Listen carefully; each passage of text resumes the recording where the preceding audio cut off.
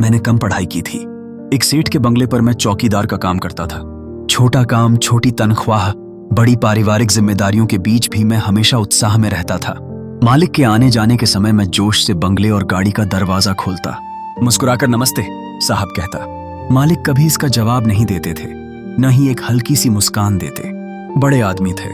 बड़े बंगले में बड़ी बड़ी दावतें होती थीं। खाने के व्यंजन बहुत अधिक बनते थे। मैं वह सब कचरे में फेंकने के बजाय अपने घर ले जाता। मेरे परिवार को वह स्वादिष्ट व्यंजन भरपेट खाने को मिलते जिन्हें उन्होंने कभी देखा भी नहीं था। एक दावत के बाद मैं उत्साहपूर्वक प्लेटें साफ कर भोजन थैलियों में भर रहा था। तभी मैंने देखा कि सेठ एक तरफ खड़े खड़े मुझे देख रहे थे। हमारी नजरें मिलीं और वे मुंह फेर कर चले गए। मेरे मन में घबराहट हुई। नौकरी जाने के डर से मैं बेचैन हो गया। फिर भी मैंने खुद को समझाया कि अगर कल नौकरी जानी ही है तो जाएगी ही, तो क्यों ना आज आखिरी बार अपने परिवार को यह भोजन खिलाऊं। रात को जाने से पहले घर का सारा कचरा बंगले के पीछे के कूड़ेदानों में डालना मेरी रोज की जिम्मेदारी थी। वह काम निपटाकर मैं भोजन की थैलियां लेकर घर के लिए निकल पड़ा। वह डर मन में लगातार बना हुआ था, इसलिए मैंने चोरी छिपे बंगले की ओर मुड़कर देखा। अंधेरे में ज्यादा कुछ नहीं दिखा, लेकिन मुझे महसूस हुआ कि कोई ऊपर की खिड़की से मुझे गौर से देख रहा था। अगले दिन मैं आया तो अपना हिसाब कर लो और कल से मत आना, यह सुनने के डर से कांप रहा था। लेकिन ऐसा कुछ नहीं हुआ। रात को जब मैं कचरा डालने गया तो कूड़ेदान के पास एक थैली में कुछ आलू, टमाटर, सब्जियां, केले, आधा किलो चावल रखा हुआ था। कूड़ेदान के पास पड़ा है तो बेकार ही होगा, यह सोचकर मैं उसे घर ले आया। फिर तो यह रोज का सिलसिला बन गया। कभी दाल, कभी आटा, मसाले, मौसम के अनुसार सब्जियां, फल, रोज कुछ न कुछ मिलने लगा।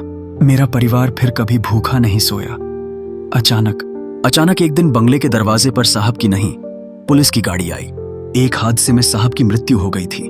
बंगला सूना हो गया, साथ ही वह थैलियां मिलना भी बंद हो गईं। मेरी परेशानियों का कोई अंत नहीं रहा। विधवा बहन जी से यह कहने की हिम्मत भी नहीं हुई कि अब यह नौकरी मुझसे नहीं हो पाएगी, आप कोई और चौकीदार रख लीजिए। आखिरकार जब मुश्किलें बहुत बढ़ गईं तो मैंने वेतन बढ़ाने की मांग की। बहन जी ने पूछा, इतने वर्षों से काम कर रहे हो, तुम्हें इस परिस्थिति में वेतन बढ़ाने की जरूरत महसूस हुई? मैंने उन थैलियों के सहारे कैसे मेरा घर चलता था यह बताया। मैंने कहा, अब साहब नहीं रहे, आपको नहीं जांचा तो आपने थैलियां देना बंद कर दिया, यह मैं समझता हूं, लेकिन अब मुझे भी यह नौकरी निभाना मुश्किल हो रहा है। मेरी हालत भी बहुत नाजुक है। बहन जी फूट फूट कर रो पड़ी। मैं भावुक हो गया। मैंने कहा, माफ करिए, मुझे आपकी स्थिति समझनी चाहिए थी। मुझे वेतन बढ़ाने की मांग नहीं करनी चाहिए थी। बहन जी बोली, ऐसी बात नहीं है, मुझे भी नहीं पता था कि तुम्हारा यह 7वां परिवार था जिसे तुम्हारे सेठ की मदद से भोजन मिल रहा था। मैं स्तब्ध रह गया।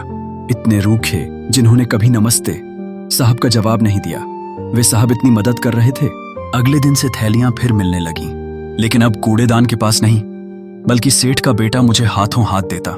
वह भी सेठ की तरह ही बिल्कुल रूखा, न बोले न जवाब दे। मैं रोज उसे थैंक यू कहता और वह बिना प्रतिक्रिया दिए चला जाता। एक दिन एक बुजुर्ग की तरह उसकी आदत सुधारने के लिए मैंने मुस्कुराकर, हाथ हिलाकर, आंखों में आंखें डालकर उसे थैंक यू कहा। वह मेरी ओर देखता रहा। फिर उसने अपने कान पर हाथ रखा, अंगूठे को गोल गोल घुमाया। मैं समझ गया, मैं चौंक गया। वह सुन नहीं सकता। मुझे दुखी देख वह मेरे पास आया। अपनी गले की चेन में रखा लॉकेट खोला। उसमें उसके पिता के साथ उसकी तस्वीर थी। उसने एक हाथ की उंगली अपने पिता के फोटो पर और दूसरे हाथ की उंगली अपने फोटो पर रखी। फिर दोनों हाथों से अपने कान छूकर अंगूठे गोल गोल घुमाए। पिता पुत्र दोनों मूक बधिर थे। इतने वर्षों से मैं नमस्ते साहब के जवाब में नमस्ते सुनने को तरस रहा था। बिना कारण ही किसी को रूखा समझ बैठा था। उसकी ओर देखते देखते मेरी आंखों से आंसू बहने लगे।